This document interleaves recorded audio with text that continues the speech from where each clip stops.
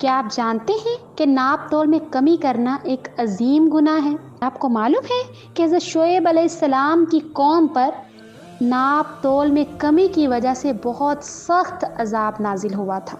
اگر آپ یہ جاننا چاہتے ہیں تو میری یہ ویڈیو آخر تک ضرور دیکھیں۔ سورہ مطففین کی ابتدائی آیات میں اللہ تعالیٰ نے ہمیں ایک بہت بڑے گناہ اور معصیت کی طرف متوجہ فرمایا ہے، اور وہ گناہ ہے کم ناپنا اور کم تولنا۔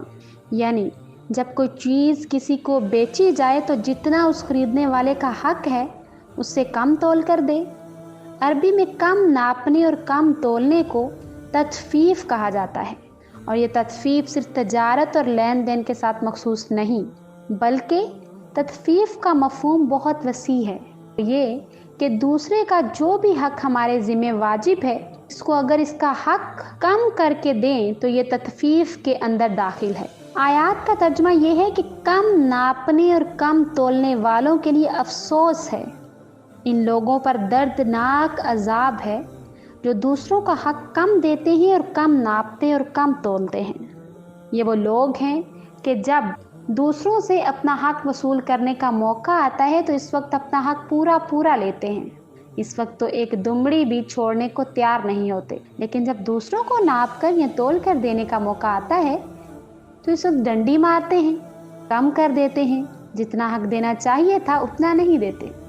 اللہ تعالیٰ فرما رہے ہیں کہ کیا ان لوگوں کو یہ خیال نہیں کہ ایک عظیم دن میں دوبارہ زندہ کیے جائیں گے، جس دن سارے انسان رب العالمین کے سامنے پیش ہوں گے، اور اس وقت انسان کو اپنے چھوٹے سے چھوٹے عمل کو بھی پوشیدہ رکھنا ممکن نہیں ہوگا۔ اس دن ہمارا اعمال نامہ ہمارے سامنے آ جائے گا، تو کیا ان لوگوں کو یہ خیال نہیں کہ اس وقت کم ناپ کرنا اور کم تول کر دینا دنیا کے چند ٹکوں کا جو فائدہ اور نفع حاصل کر رہے ہیں، یہ چند ٹکوں کا فائدہ ان کے لیے جہنم کے عذاب کا سبب بن جائے گا۔ اس لیے قرآن کریم نے بار بار کم ناپنے اور کم تولنے کی برائی بیان فرمائی اور اس سے بچنے کی تاکید فرمائی۔ حضرت شعیب علیہ السلام کی قوم کا واقعہ بھی بیان فرمایا۔ حضرت شعیب علیہ السلام جب اپنی قوم کی طرف بھیجے گئے، اس وقت ان کی قوم بہت سی معصیتوں اور نافرمانیوں میں مبتلا تھی، کفر و شرک اور بت پرستی میں تو مبتلا تھی، اس کے علاوہ پوری قوم کم ناپنے اور کم تولنے میں مشہور تھی۔ تجارت کرتے تھے لیکن اس میں لوگوں کا حق پورا نہیں دیتے تھے۔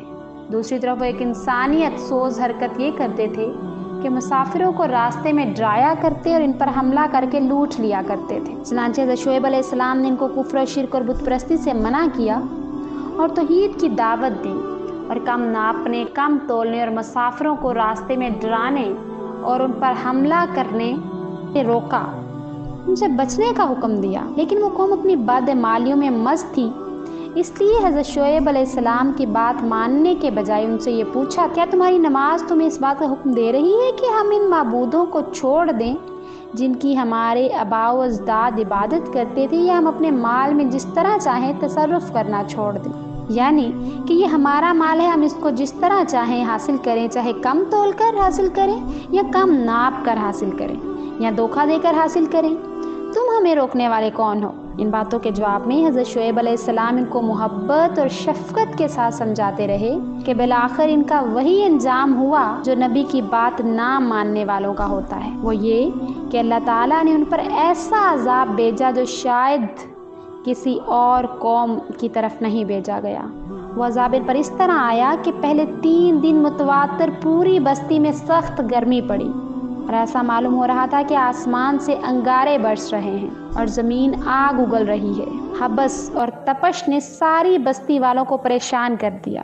3 دن کے بعد بستی والوں نے دیکھا کہ اچانک ایک بادل کا ٹکڑا بستی کی طرف آ رہا ہے۔ اس بادل کے پیچھے ٹھنڈی ہوائیں چل رہی ہیں۔ چونکہ بستی کے لوگ 3 دن سے سخت گرمی کی وجہ سے بلبلائے ہوئے تھے، اس لیے ساری بستی والے بہت اشتیاق کے ساتھ بستی چھوڑ کر اس بادل کے نیچے جمع ہو گئے کہ یہاں ٹھنڈی ہواؤں کا لطف اٹھائیں۔ لیکن اللہ تعالیٰ ان لوگوں کو بادل کے نیچے اس لیے جمع کرنا چاہتا تھا تاکہ سب پر ایک ساتھ عذاب نازل کر دیا جائے۔ چنانچہ وہ سب وہاں جمع ہو گئے تو وہی بادل جس میں ٹھنڈی ہوائیں آ رہی تھی، اس میں سے آگ کے انگارے برسنا شروع ہو گئے، اور ساری قوم ان انگاروں کا نشانہ بن کر جلس کر ختم ہو گئی۔ اسی واقعے کی طرف قرآن کریم نے ان الفاظ سے اشارہ فرمایا ہے کہ یعنی انہوں نے حضرت شعیب کو جھٹلایا، اس کے نتیجے میں ان کو صائبان والے دن عذاب نے پکڑ لیا۔ اور جگہ فرمایا یعنی یہ ان کی بستیاں دیکھو جو ان کی ہلاکت کے بعد آباد بھی نہیں ہو سکیں مگر بہت کم، ہم ہی ان کے سارے مال و دولت اور جائیداد کے وارث بن گئے۔ وہ تو یہ سمجھ رہے تھے کہ کم ناپ کر، کم تول کر، ملاوٹ کر کے، دھوکہ دے کر ہم اپنے مال و دولت میں اضافہ کریں گے، لیکن وہ ساری دولت دری کی دری رہ گئی۔ تو سامعین، میں امید کرتی ہوں کہ میری آج کی اس ویڈیو سے آپ بہت کچھ سیکھیں گے۔ اگر آپ کو یہ ویڈیو پسند آئے تو ہمارا چینل اقرا اسلامک سٹوریز، اس کو لائک، سبسکرائب اور شیئر کرنا مت بھولیے، اور ساتھ ہی ساتھ بیل آئیکن کو ضرور پریس کیجیے تاکہ میرے آنے والی ہر نئی ویڈیو کا نوٹیفیکیشن آپ کی اسکرین پر آپ کو مل سکے۔ مجھے اجازت دیجیے، اللہ حافظ۔